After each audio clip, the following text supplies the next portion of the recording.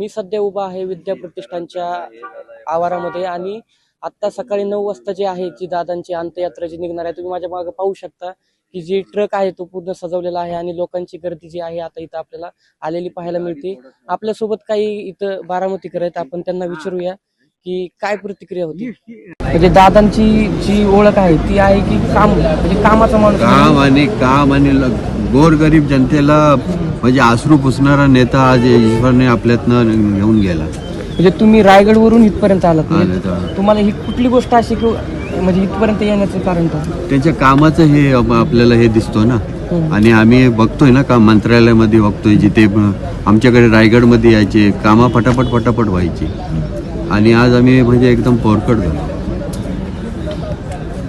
काय वाटतं? अत्यंत रायगडून आला आम्ही परभणी जिल्ह्यात मी पण आलो जो पुण्याला मागासलेला होता, मग आपल्याला गाडी पण दादाची सत्ता आल्याच्या नंतर फक्त 6 महिन्यात जो काही विकास झालेला आहे, 200 कोटीचा विकास फक्त 6 महिन्यात केला. म्हणजे परभणी मधलं तुम्ही बोलता? परभणी मधले बोलतो. दोन दारोडी नाही म्हणता.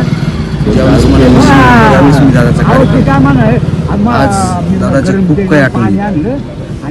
दादाच्या आशीर्वादामुळे आम्हाला ग्रामपंचायत आली. दादाने आम्हाला ग्रामपंचायतला 1200 मतदान असताना आम्हाला 2-2 कोटीची निधी दिली. दादा एक दिलदार व्यक्तिमत्व होतं, रुबाबदार व्यक्तिमत्व होतं. कधी जातीवाद केला नाही, कधी कोणत्याही प्रकारचं काहीच आम्हाला चिंता पडू देण्याचं भाषण दिलं नाही.